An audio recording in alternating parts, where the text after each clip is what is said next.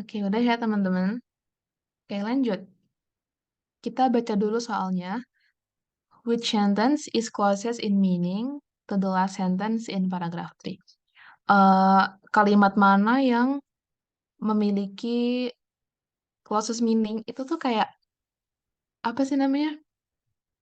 Arti yang mendekati gitu kan. Dengan last sentence di paragraf 3. Kita baca dulu teksnya. Kita pahami dulu teksnya.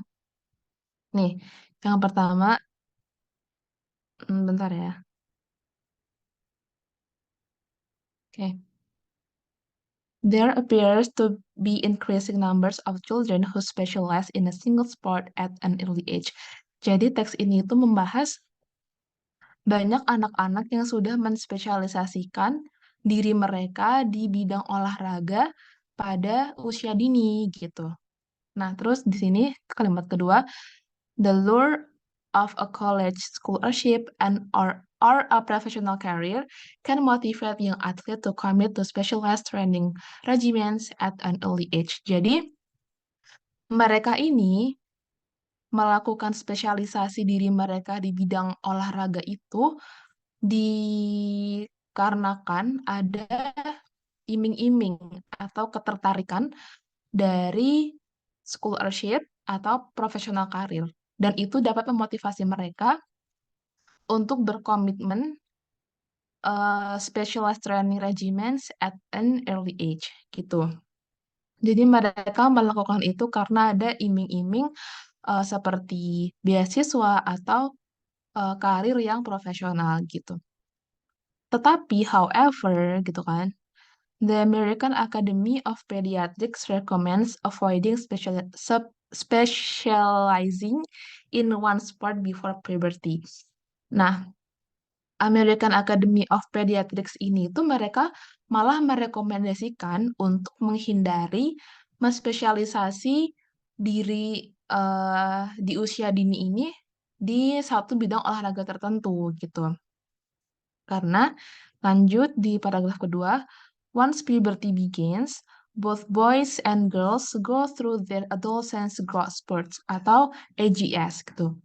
Pada masa puberti, ketika puberti ini dimulai, baik laki-laki maupun perempuan ini mereka mengalami adolescence growth spurt atau AGS ini. Nah, uh, the change and the age at which they occur can have an impact on a child's sport performance. Nah, di mana puberti ini kan mereka kan mengalami perubahan ya dalam diri mereka gitu. Ini dapat berdampak pada sport performanya, berdampak pada performa olahraga mereka gitu. Nah, terus going through this can have a significant impact on athletic performance in both positive and negative ways. Jadi, dengan adanya puberty ini dapat berdampak pada performa atletik baik dalam segi positif maupun negatif. Gitu. Terus habis itu ini increase in body size, hormone, and muscle strength can improve athletic performance. Peningkatan dalam body size, hormon, dan kekuatan otot itu dapat meningkatkan athletic performance. Nah, nevertheless, there may be a temporary decline in balance skills and body control during the AGS. Nah, dalam masa AGS ini, mungkin banget anak-anak itu mengalami masa penurunan dalam balance skill and body control gitu. Terus, quick increases in height and weight affect the body center of gravity. Jadi, peningkatan yang cepat dalam tinggi badan dan berat badan itu dapat berakibat pada body center of gravity. Dan sometimes the brain needs to adjust to this higher observation point. Nah, otak itu perlu adanya penyesuaian dalam this higher observation point.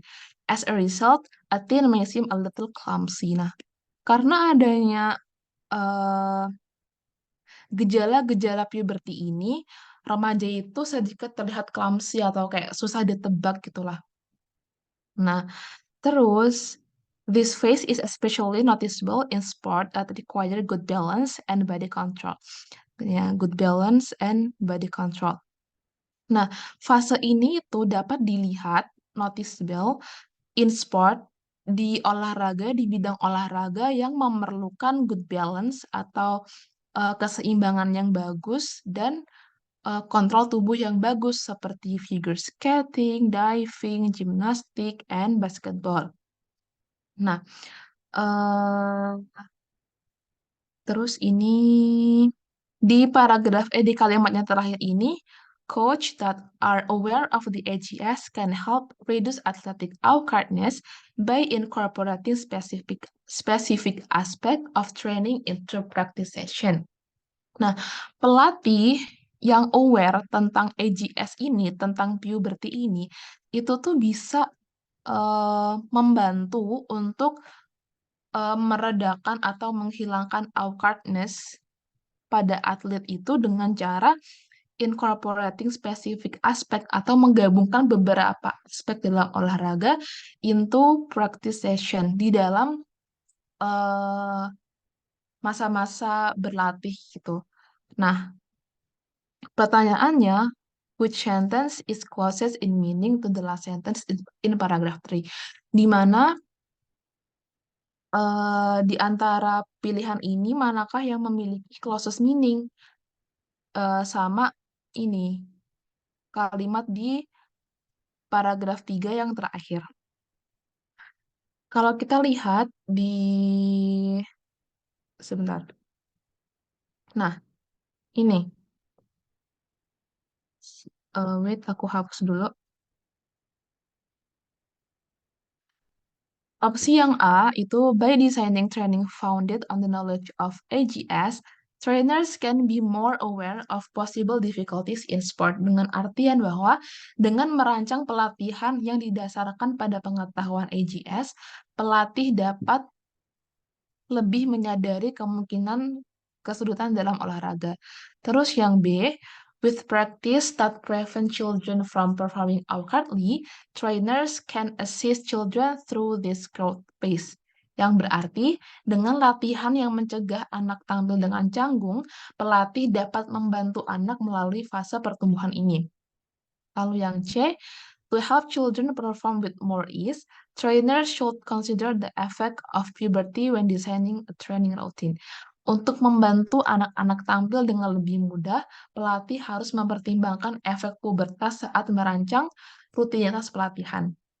Lalu yang D, without considering the physical change undergone by children, trainers cannot prevent them from having difficulties when training.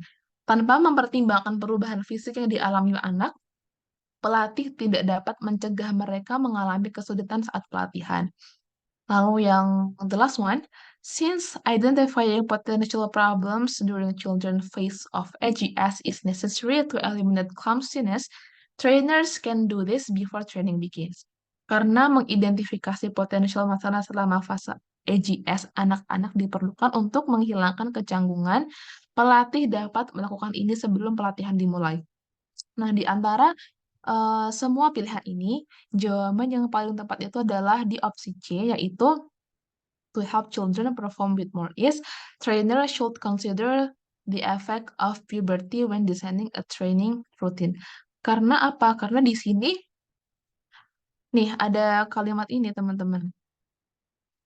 Coach that are aware of the AGS. Jadi, pelatih yang aware tentang AGS ini itu dapat membantu para atlet untuk menghilangkan atau meredius ya mengurangi awkwardness mereka gitu sehingga eh, latihan mereka itu dapat maksimal gitu dengan cara pelatihnya ini menggabungkan beberapa spesifik aspek into practice session gitu teman-teman.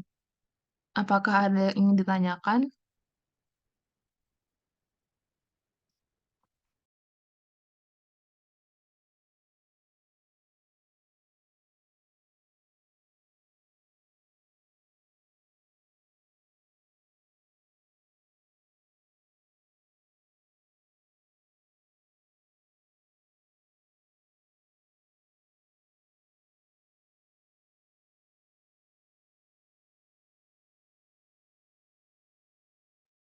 Oke, aman ya. Kita lanjut ke soal yang kedua. Oke, wait. Nah, the word lure in paragraph 1 is closest in meaning to kata lure in paragraph 1. Itu tuh memiliki kesamaan arti dengan kata apa gitu. Kita cari dulu nih, katanya itu ada di mana sih gitu kan. Ada di sini, the lure of a college, scholarship, or a professional career can motivate young athletes to commit to specialized training regimens at an early age. Nah, tadi kan aku udah jelasin bahwa mereka ini diiming-imingi atau eh, tertarik dengan scholarship college ini atau professional career. Nah, lure ini memiliki arti diiming-imingi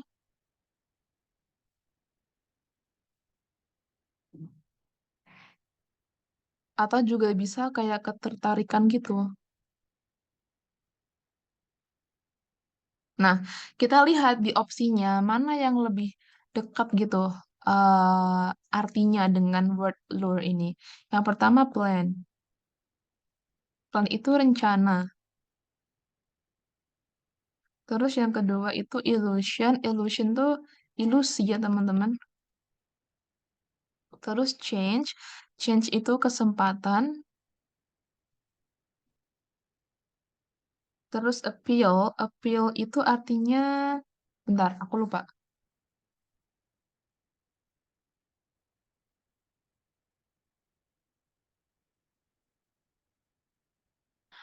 Oke, appeal itu artinya menarik. Aku ingatnya appear, menarik. Nah, kalau thought ini tuh kayak pikiran gitu. Atau pemikiran. Nah, di antara semua ini, yang paling closest meaning sama kata lure ini adalah ini, appeal, dengan arti menarik gitu. Aman? Ada pertanyaan?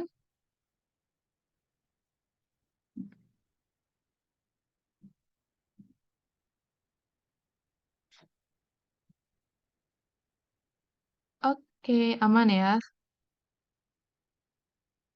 Nah, aku hapus dulu.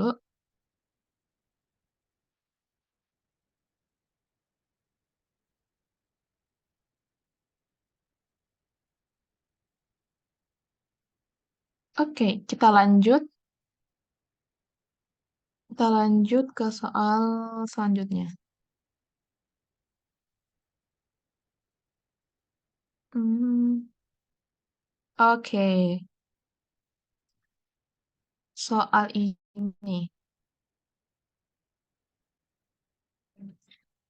The most appropriate title for this passage is manakah judul yang paling tepat untuk untuk teks ini gitu. Nah, tadi kan udah aku artiin ya dari teks ini tuh mostly mereka itu membahas tentang hubungan antara eh, puberti dengan ini performa mereka dalam berolahraga gitu, di mana di sini tuh dijelaskan gitu kan. Nih, dari sini, dari sini teman-teman, mana ya? The change at the age sampai ke sini, sampai ke sini. Ini tuh mereka membahas tentang dampak puberti terhadap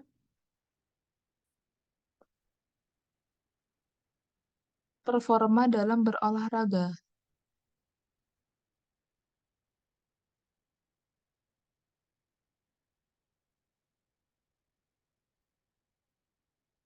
Di teks ini tuh dijelaskan kalau dengan increase-nya body size, hormon, dan muscle strength itu tuh dapat ini improve athletic performa.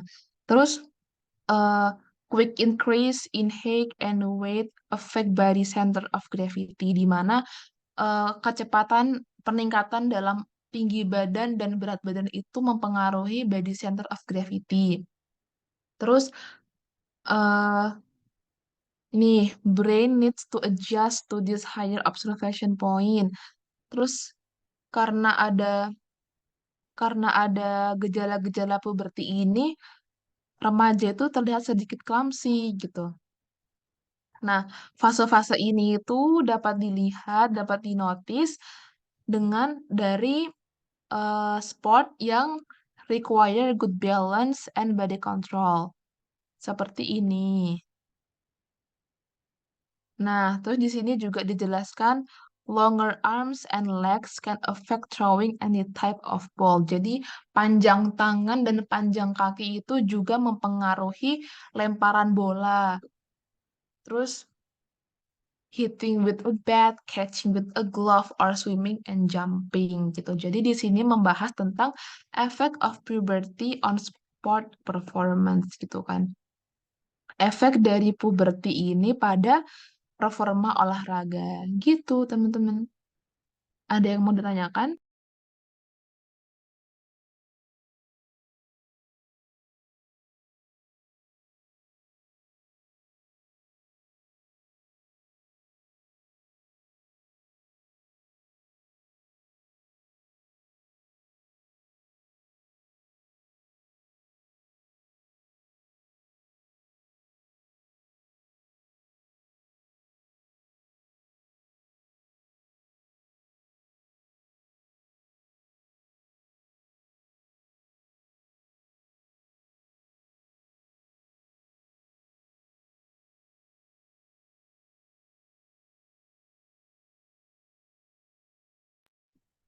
Oke, aku lanjut ya. Nah, ini.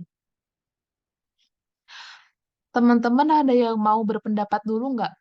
Jawaban dari soal ini tuh apa? Nih. As a battery costs are going down rapidly, car makers might find it easier to produce electric cars with higher mileage and at cheaper prices. The sentence above would be best placed after the sentence. Jadi kalimat ini itu bagusnya ditaruh di mana gitu. Bagusnya ditaruh di kalimat di setelah kalimat apa gitu. Ada yang ada yang mau berpendapat dulu nggak?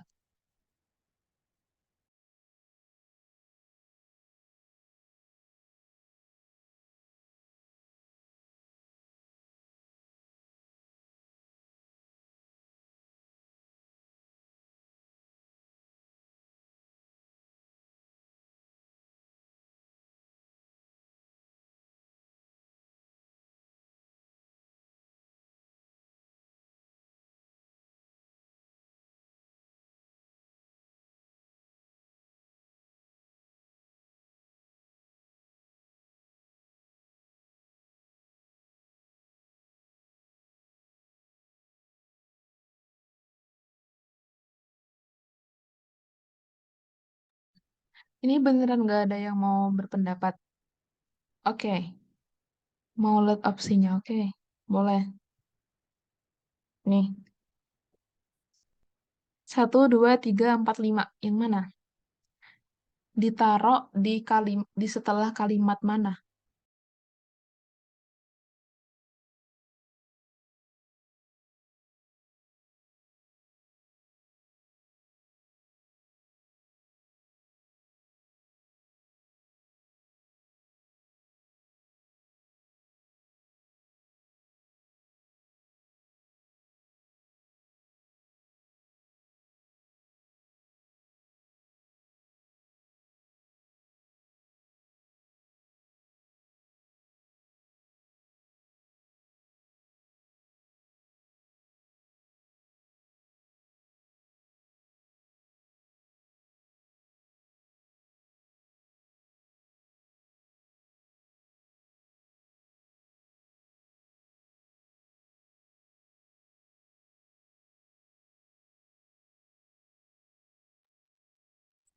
Oke, ini ada yang jawab setelah kalimat dua gitu. Dari Vina, kamu mau jelasin nggak kenapa kenapa setelah di kalimat dua gitu? Mau jelasin nggak?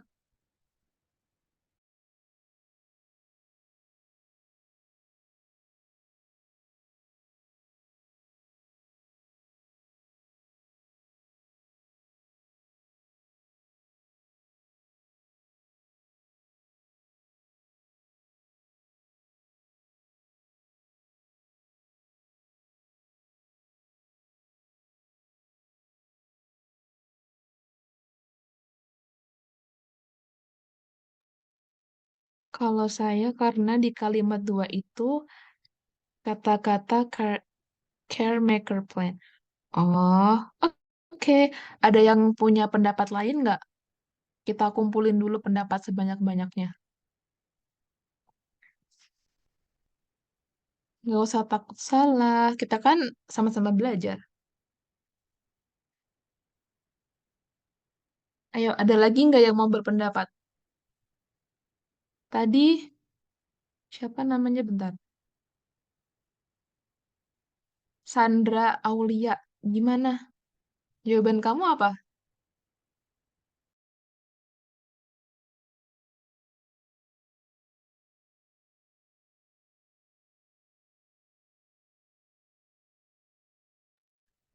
Oke, aku apresiasi buat teman-teman yang udah mau coba berpendapat.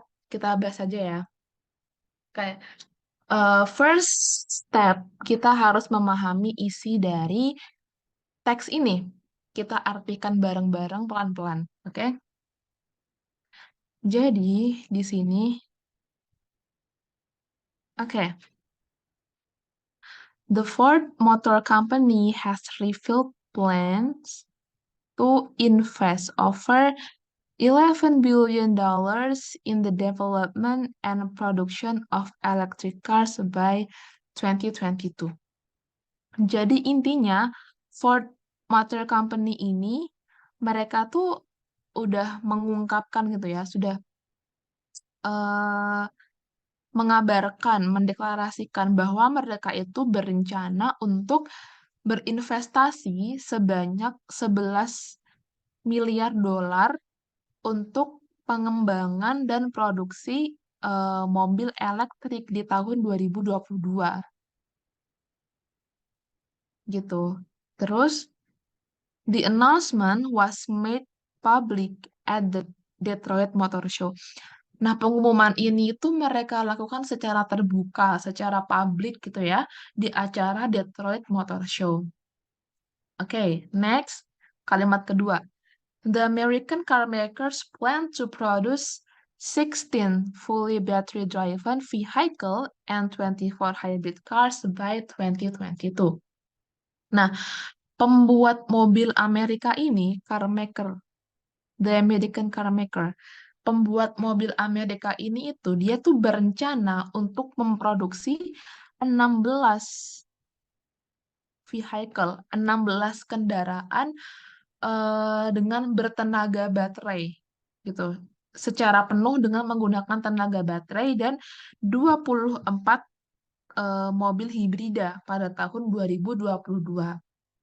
Nah, at the moment, pada saat ini, the Focus is the only Ford car that can be driven by batteries alone. Fokus mereka itu hanya pada mobil Ford yang dapat dikendarai dengan baterai sendiri gitu. Jadi kayak otomatis gitu loh teman-teman. Terus selanjutnya, apart from producing electric driven cars for the North American market, selain memproduksi electric driven cars, mobil elektrik untuk pasar Amerika Utara, North American market, Ford also aims to increasing sales to China.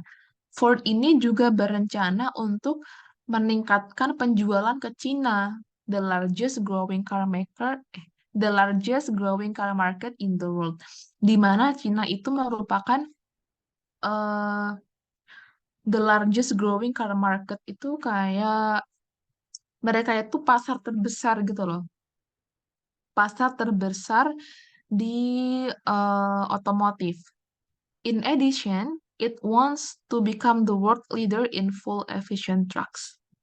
Lalu di kalimat yang ketiga, the car producer also plans to bring a battery-driven SUV on the market by 2022.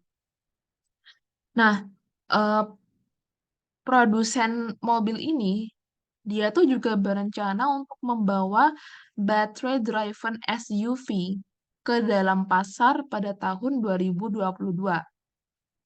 Selanjutnya, instead of creating completely new electric vehicle from scratch, nah, eh, alih-alih menciptakan kendaraan elektrik yang baru dari nol gitu ya, Ford itu malah mau eh, mengelektrikkan mobil-mobil mereka yang sudah populer gitu. Nih, Ford wants to electrify cars that are already popular because people will know what they get and buy more easily. Nah, terus automobile manufacturers around the world are under pressure.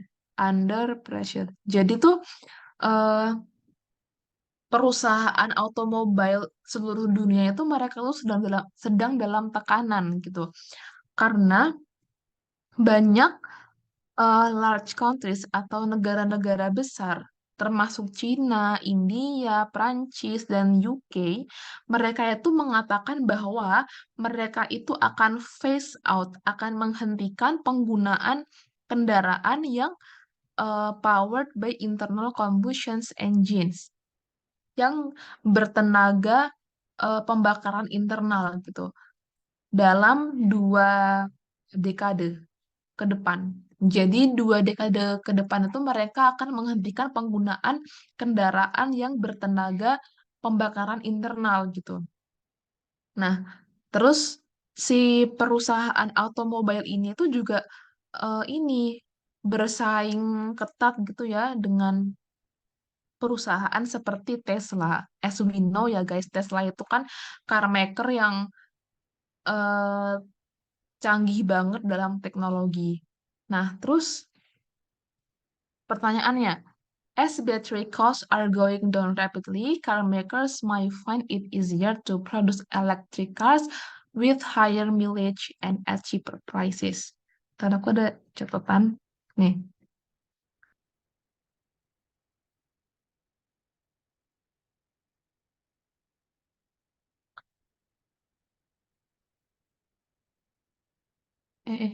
bentar.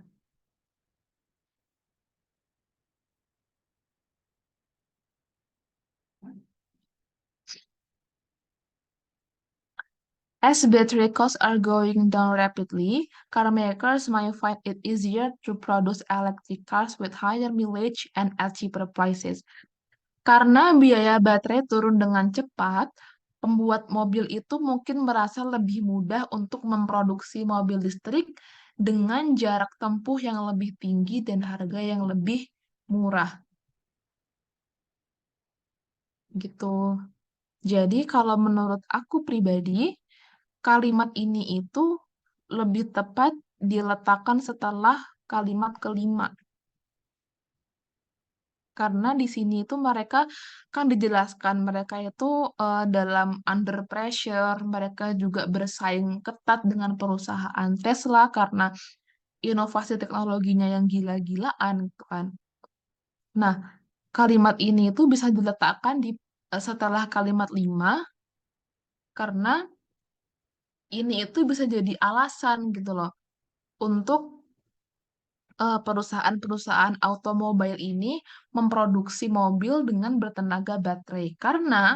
Tenaga baterai itu, karena biaya baterai itu turun dengan cepat gitu. Sehingga pembuat mobil itu mungkin merasa lebih mudah untuk memproduksi mobil listrik dengan jarak tempuh lebih tinggi dan harga yang lebih murah. Gitu, teman-teman. Ada yang nggak sepakat nggak sama jawaban aku? Atau ada pendapat lain lagi?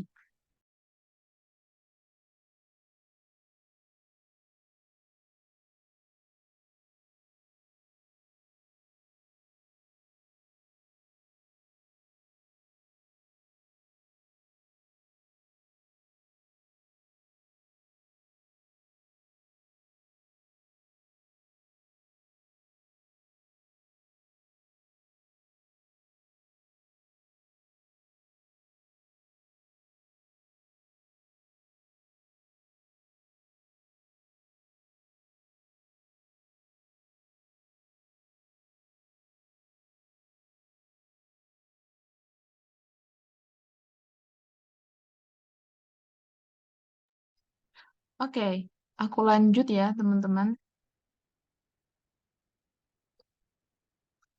Jadi itu kayak bisa jadi kesimpulan. Iya, benar.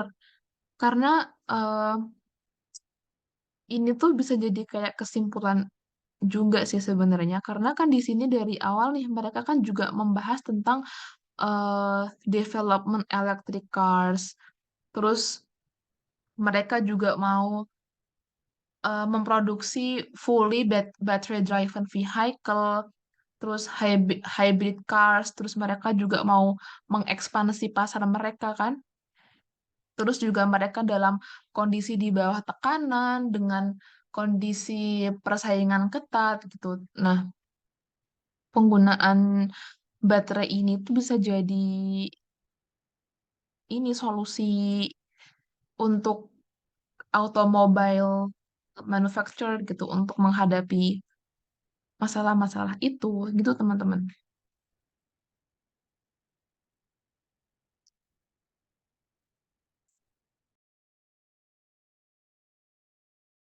Oke, bisa dilanjut.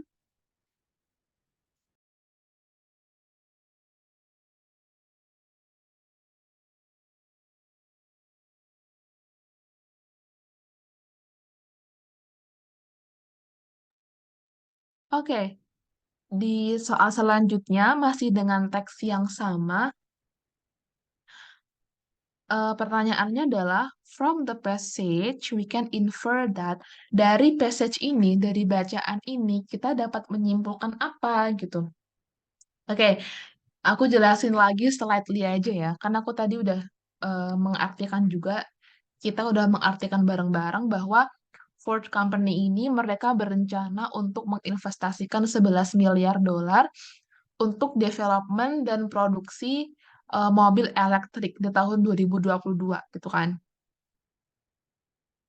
Terus mereka juga berencana untuk memproduksi 16 full battery driven dan 24 hybrid cars.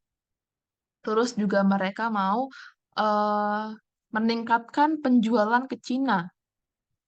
Terus mereka juga eh, mau berencana untuk membawa battery driven SUV ke dalam pasar pada tahun 2022. Nah, alih-alih untuk menciptakan kendaraan baru dari nol, yang elektrik itu ya, Ford ini tuh malah eh, mengelektrikan mobil-mobil mereka yang sudah populer gitu. Jadi mobil-mobil yang belum elektrik, mobil-mobil yang udah populer itu mereka ubah menjadi mobil elektrik, menjadi mobil yang autopilot gitu. Nah, terus eh, mereka ini automobile manufacturer ini tuh sedang dalam eh, di bawah tekanan gitu ya karena negara-negara besar ini tuh sudah mau phase out gitu, menghentikan penggunaan vehicle yang tidak elektrik gitu. Terus habis itu mereka juga menghadapi persaingan yang ketat. Oke, dari teks ini kita dapat menyimpulkan bahwa nih, yang pertama, Ford is ready to compete with Tesla in producing electric products. Ini jelas salah banget. Ini salah ya, teman-teman. Karena di paragraf sendiri dijelaskan bahwa Ford ini tuh malah menghadapi face fierce competition gitu kan. Mereka tuh menghadapi persaingan persaingan yang ketat dengan Tesla gitu. Terus yang kedua, Ford aims to be the world largest car manufacturer in the world. Ini juga enggak, karena di teks itu ini.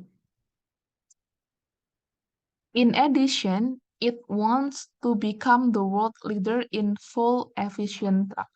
Mereka ini mau menjadi leader di eh di leader in full efficient truck, bukan di car manufacturer. Terus yang ketiga, car manufacturers are forced to stop producing cars with internal engines. Jadi produksi mobil ini tuh dipaksa untuk berhenti memproduksi mobil dengan internal engines. Ini juga salah karena mereka tuh tidak dipaksa berhenti, mereka cuma terancam gitu kan. Karena negara-negara besar ini mereka sudah mau phase out gitu. Jadi mereka nggak dipaksa, cuman mereka tuh terancam gitu. Mereka di bawah tekanan, mereka under pressure gitu. Terus yang keempat, Ford has planned to upgrade its old products to become electronic ones. Jadi artinya adalah Ford ini memiliki rencana untuk mengupgrade produk-produk mereka yang lama untuk menjadi eh, produk-produk elektronik, mobil-mobil yang elektronik itu. Ini juga menurut aku salah karena yang mau mereka electrify, yang mau mereka ubah menjadi mobil yang elektrik gitu kan, itu tuh bukan produk lama, tapi produk-produk atau mobil-mobil yang populer gitu kan. Ini eh, Ford wants to electrify cars that are already popular. Itu alasannya kenapa ini salah. Lalu yang terakhir adalah the investment done by Ford is expected to produce fully battery-driven cars. Nah, menurut aku ini yang benar karena balik lagi di sini, wait, di sini nih, uh, the Ford Motor Company has revealed plans to invest over $11 billion in the development and production. Bentar, hilang. And production of electric cars by 2022. Aku hapus dulu deh biar nggak pusing. Nah, jadi tuh si Ford ini tuh mereka berharap bahwa investasi mereka ini itu dapat digunakan dalam peningkatan dan produksi electric cars gitu, teman-teman. Jadi yang benar adalah opsi yang D. Yang ini, the investment done by Ford is expected to produce fully battery-driven cars. Oke, ada pertanyaan sampai sini?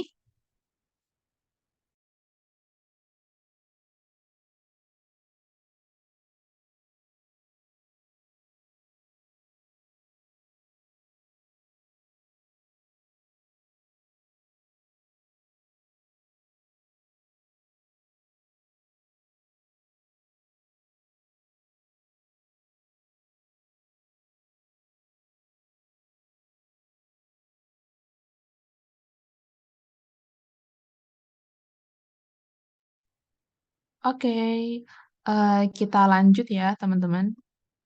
Oke, wow, ternyata teks lagi.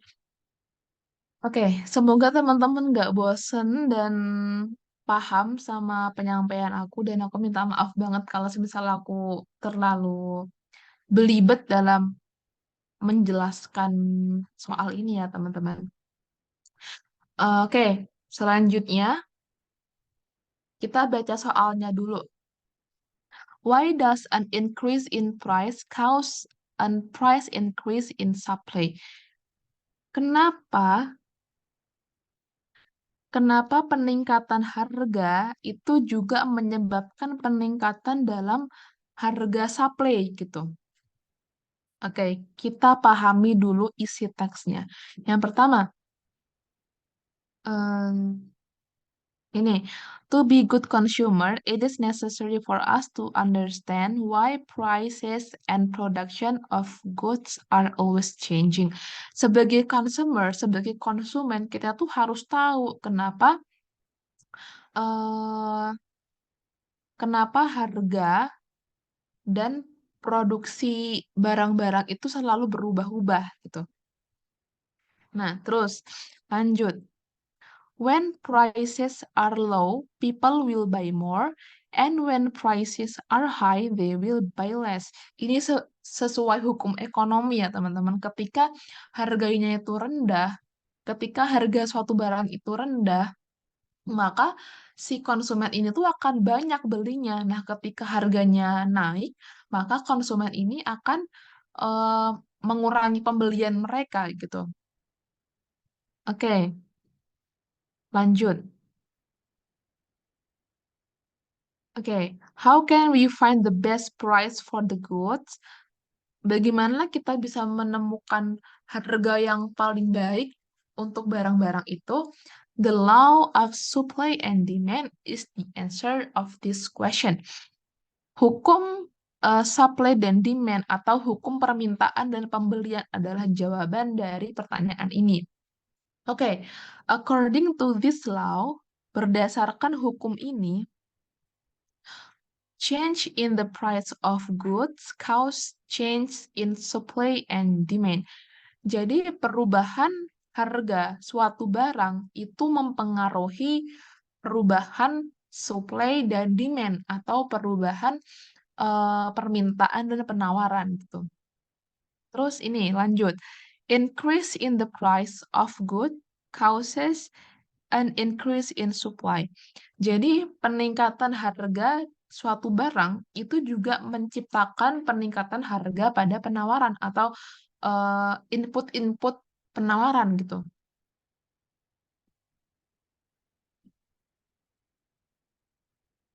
Lanjut, nih yang paling penting.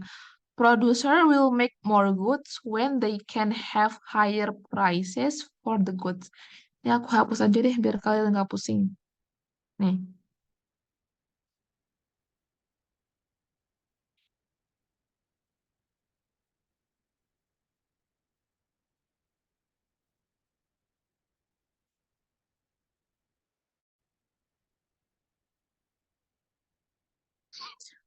eh nih, producer will make more goods when the number of goods. Bentar, salah guys. Producer will make more goods when they can have higher prices for the good. Jadi, si produsen ini tuh mereka tuh akan memproduksi banyak barang ketika harga barang itu tinggi gitu kan. Terus lanjut, at the same time, at the same time, an increase in the price of the good cause a decrease in demand. Increase in price causes decrease in demand. Jadi ketika ada peningkatan harga, maka demand-nya itu akan decrease atau permintaannya itu akan turun gitu. Terus habis itu lanjut, this is because people buy less when the price is high. Hal ini karena people itu, orang-orang itu membeli barang itu tuh sedikit ketika harganya tuh tinggi gitu. Oke, nah dari sini kita sudah bisa menjawab pertanyaannya. Why does an increase in price cause an price increase in supply? Yang pertama, consumer buy more good when prices are high. Ini salah. Karena tadi dijelaskan bahwa konsumen itu mereka akan mengurangi pembelian ketika harganya tinggi. Terus selanjutnya, producer make more goods when price are high. Ini benar. Karena produsen itu mereka akan meningkatkan supply mereka, penawaran mereka ketika harganya itu tinggi, ketika harga barang itu tinggi gitu. Terus yang ketiga, producer wants to sell all of their goods. Ini salah karena ini tidak ada diterangkan di dalam teks. Lanjut, consumers will not buy all of the goods. Ini juga salah karena ini tidak dijelaskan di dalam teks. Lalu, consumer will buy all the goods. Ini juga salah karena tidak ada statement ini di dalam teks. Jadi yang benar adalah yang B. Producers make more goods when prices are high. Gitu. Ada pertanyaan?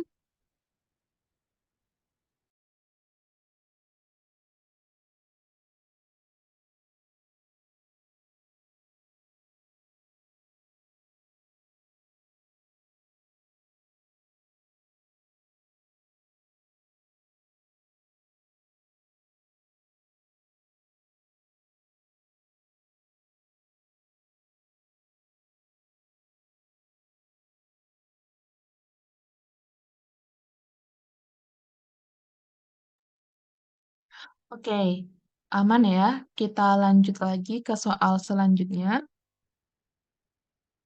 Oke, masih dengan eh, teks yang sama, teman-teman.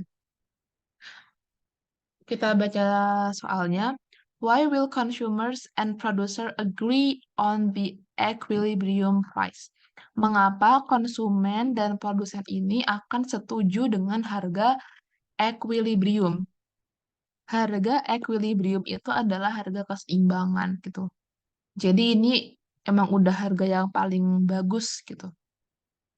Oke, tadi kita udah sampai sini ya. Kita lanjut.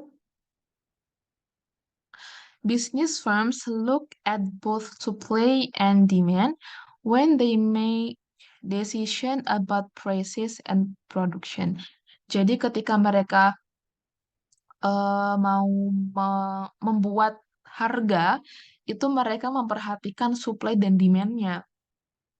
Terus, they look for the equilibrium point. Mereka memperhatikan poin equilibrium atau poin keseimbangannya, titik keseimbangan.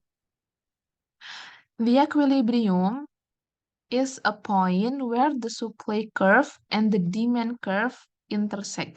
Jadi, equilibrium ini adalah eh, titik di mana kurva supply dan kurva demand ini mereka berpotongan gitu. At this point, wait,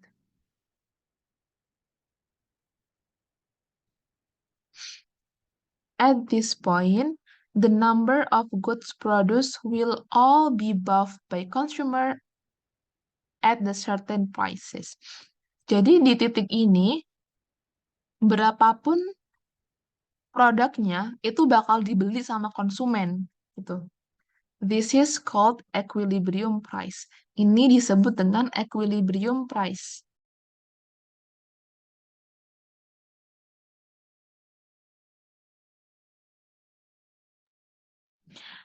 If the producer increase the price or if they produce more, the consumer will not buy all of the goods.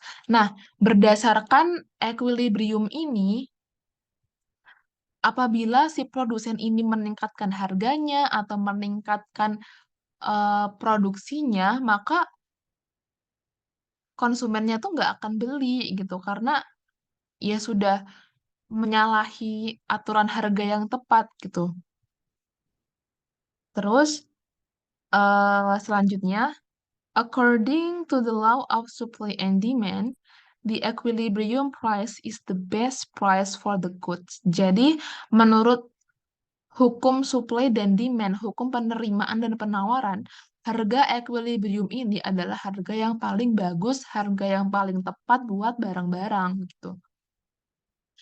The consumer, the consumer and the producer will agree on this price because it is the only price that helps them both equally.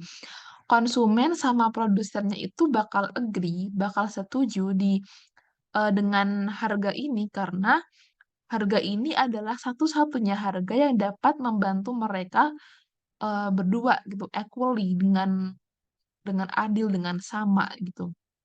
Karena dengan harga equilibrium ini, baik produsen maupun konsumen itu akan diuntungkan gitu. Oke, pertanyaannya, why will consumers and producers agree on the equilibrium price? Jawabannya ya ini, because it is only price that helps them both equally. Jawabannya yang ini yang paling benar. Yang kalau ini, it is the only price for the goods. Ini enggak. It is the lowest price. Ini adalah harga yang paling rendah. Ini juga enggak. It is the highest price for the goods. Ini adalah harga paling tinggi. Juga enggak.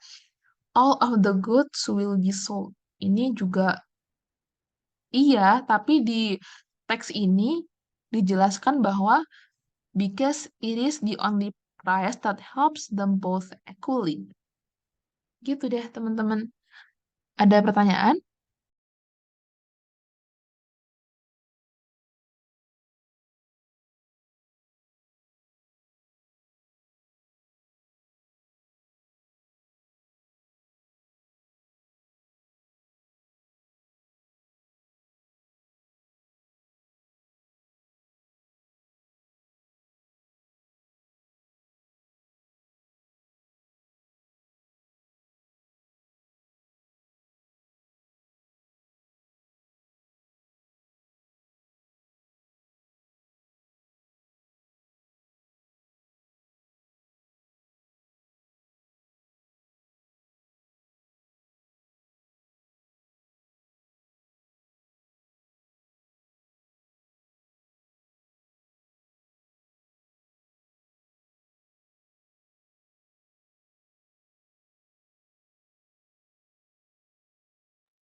Oke, kita lanjut ke soal selanjutnya. Nah, di sini, he didn't pass his oral examination because he was either nervous and blah blah blah. Dia tidak lulus his oral examination. Oral examination ini adalah ujian lisan, teman-teman. Jelek banget ya tulisan aku, maaf ya. Bentar-bentar, salah. Ini, ujian lisan. Oke, he didn't pass his oral examination because he was either nervous, bla bla bla. Di sini ada kata kunci yang bisa kita jadikan acuan, yaitu adalah either. Ini konjungsi. Di mana either ini dia selalu berpasangan dengan or. Kalau neither itu dengan nor. Bedanya apa? Bedanya kalau either ini mereka ini eh either ini ya. Ini itu salah satu. Kalau yang ini itu bukan keduanya.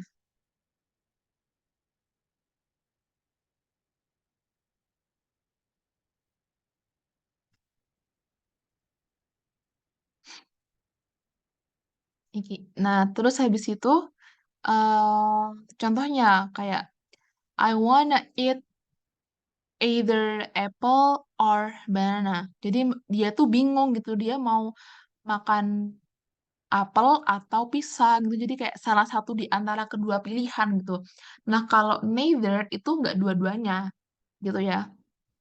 Nah, di soal ini, he didn't pass his oral examination because he was either nervous or, pasti di sini pasangannya adalah or gitu. Atau apa? Nah, berdasarkan ini pilihannya, Ini kita bisa langsung eliminasi ya. And did not well prepare nih salah. Also salah. Ini but juga salah. Or he did not prepare himself well. Or not prepare well. Yang paling tepat adalah ini. He didn't pass his oral examination because he was either nervous or he didn't prepare himself well. Gitu, teman-teman. Ada yang mau ditanyakan?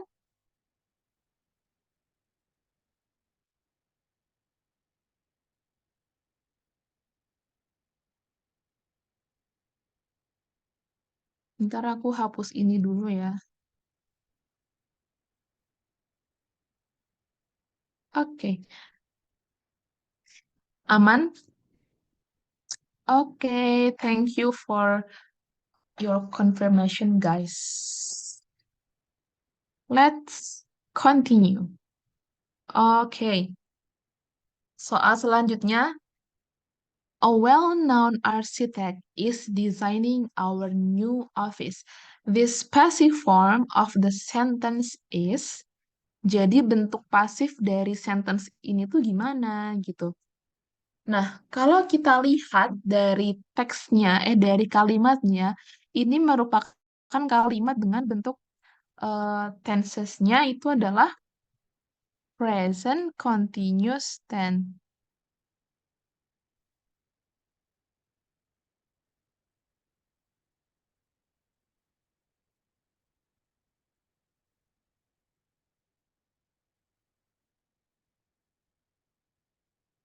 Oke, karena di sini ada subject, ada to be, dan ada verb, bentuknya adalah ing, present continuous tense.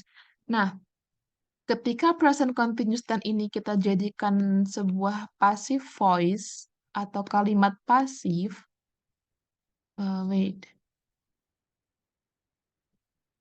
passive voice, ya, maka kalimat ini akan berubah menjadi our new office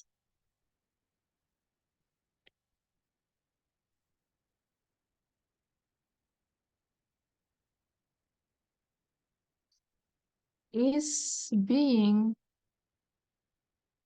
designed by,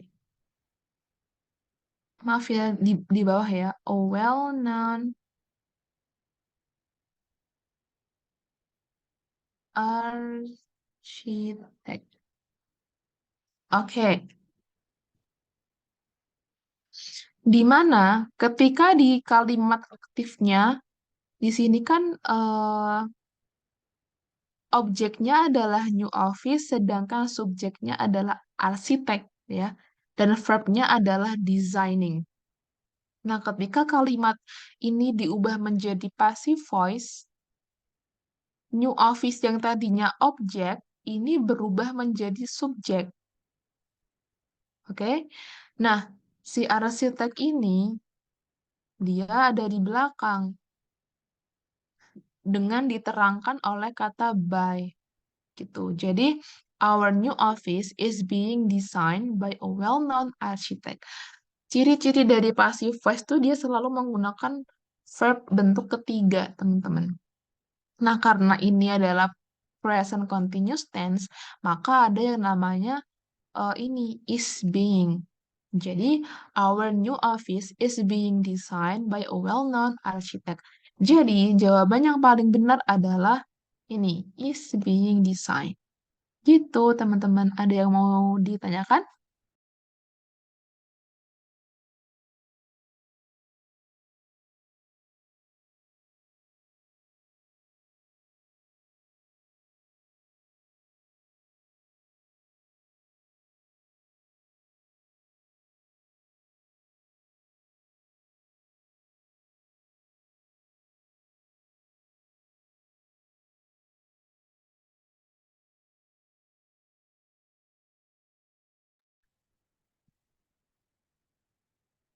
Oke, kita lanjut ke soal selanjutnya.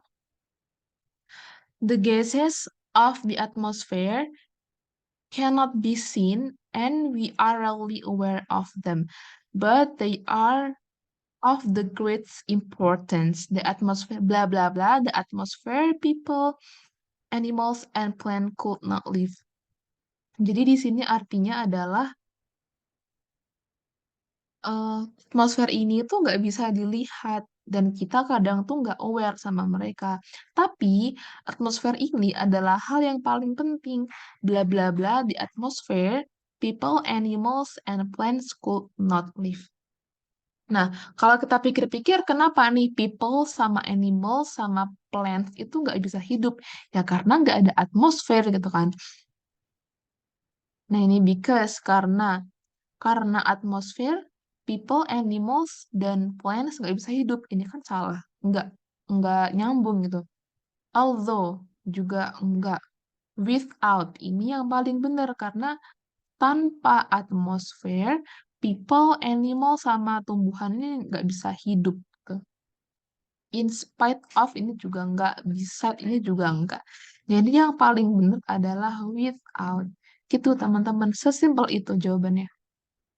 Aman ya?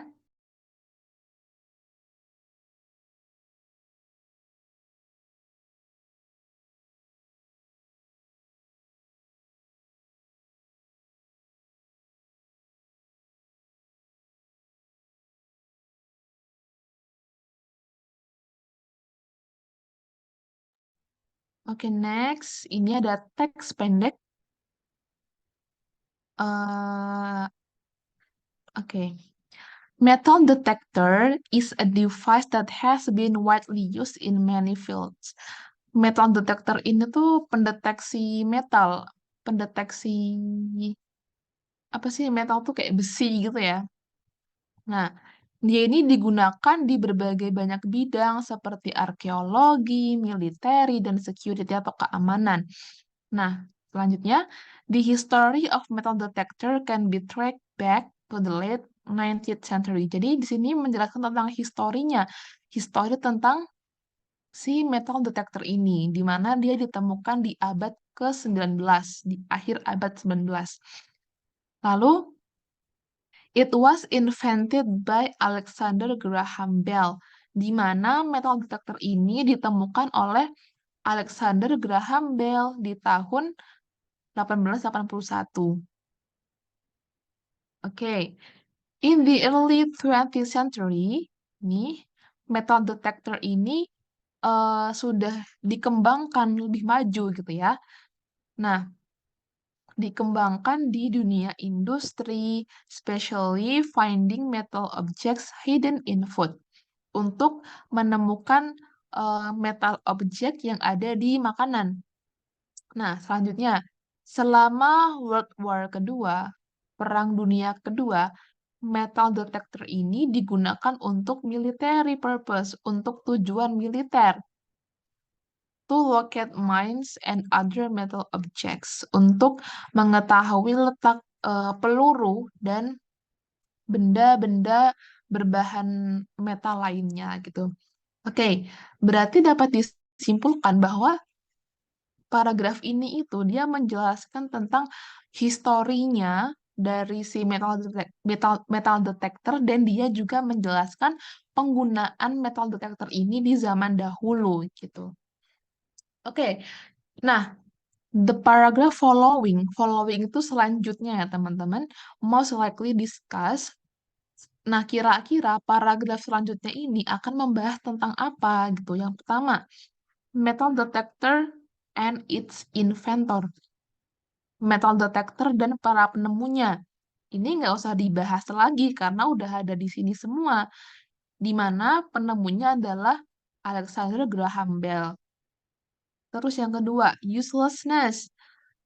Uselessness ini adalah ketidakgunaan gitu. Padahal ini salah karena dijelaskan bahwa si metal detector ini mereka memiliki banyak kegunaan di paragraf ini ya. Lalu yang ketiga, the people who mass produce metal detector. Orang-orang yang memproduksi metal detector secara massal. Ini nggak perlu dijelasin. Lalu yang keempat, the current use of metal detector. Ini benar untuk menjelaskan tentang kegunaan si metal detector ini di masa kini gitu. Karena kan dia menjelaskannya di masa lalu nih yang di paragraf ini. Nah, di paragraf selanjutnya itu perlu dijelaskan kegunaannya di masa kini. Lalu yang terakhir adalah the reason why metal detector is necessary. Alasan kenapa metal detector ini adalah dibutuhkan gitu. Ini juga nggak perlu dijelaskan. Gitu, teman-teman. Ada pertanyaan? Atau aku terlalu belibet jelasinnya gitu?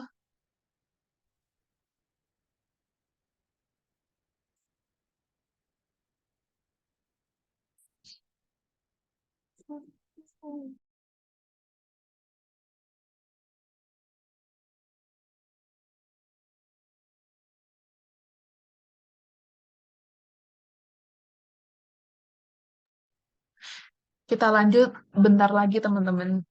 Maaf ya kalau kelas hari ini membosankan karena cuma bahas soal. Lanjut.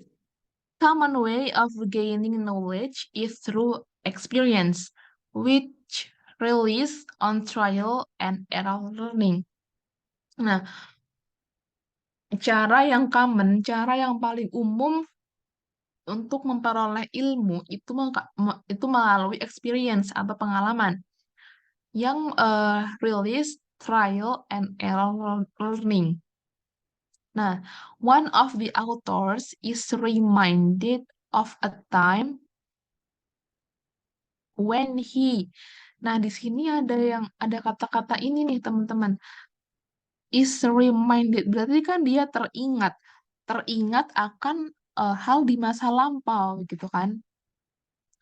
Of a time when he blah blah blah, an old order Amish farmer, while their 2 5-year-old sons played with a small snapping turtle. Jawaban yang tepat menurut aku adalah ini, was interviewing. Karena dia itu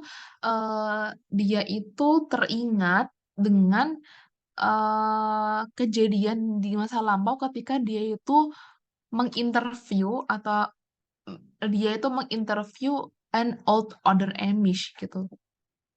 Jadi yang tepat jawabannya adalah yang D, was interviewing. Kenapa nggak kenapa nggak yang A, had interviewed? Had interview itu kan berarti dia udah selesai di masa lampau, gitu kan? Terus is interviewed. Is interviewed ini dia menunjukkan bahwa dia passive voice. Terus is interviewing. When he is interviewing itu salah karena dia kan teringatnya kan tentang kejadian di masa lampau. Lalu yang was interviewed ini juga menurut aku kurang sesuai. Lalu yang paling sesuai adalah yang was interviewing. Ini adalah hal yang terjadi di masa lampau secara langsung. Gitu, teman-teman. Ada pendapat lain?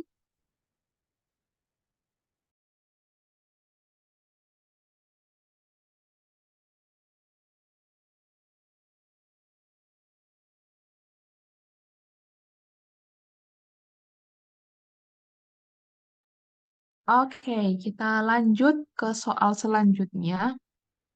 Masih dengan teks yang sama.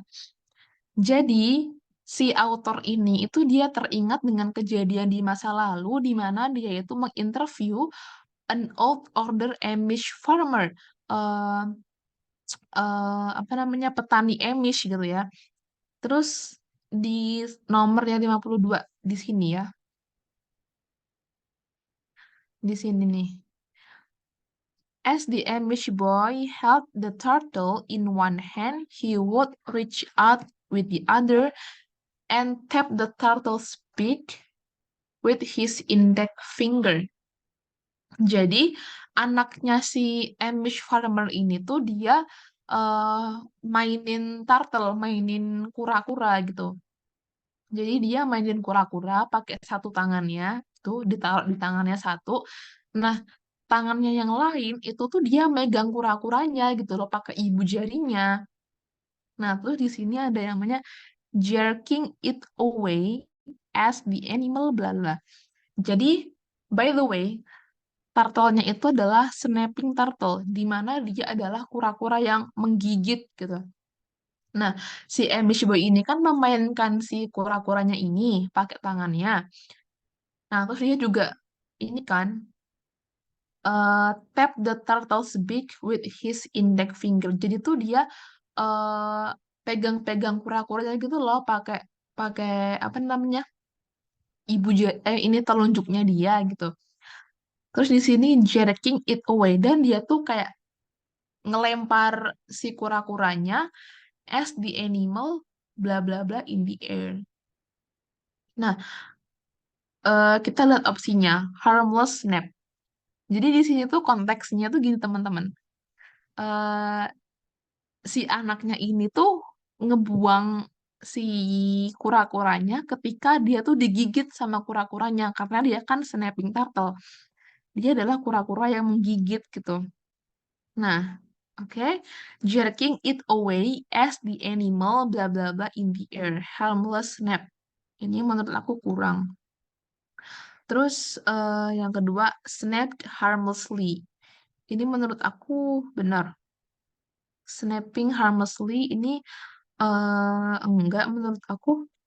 Was harmlessly snap ini enggak, ini juga enggak. Jadi menurut aku yang tepat adalah yang snapped harmlessly. Jerking it away as the animal snapped harmlessly in the air. Jadi si anaknya ini eh, melempar kura-kuranya itu ke udara gitu ya, ke atas gitu, ketika si kura-kuranya ini menggigit tangan anaknya ini, gitu teman-teman. Sebenarnya aku juga masih ragu antara yang snapped harmlessly ini atau yang ini. Teman-teman ada yang punya pendapat lain nggak kira-kira? Buat make it clear aja gitu.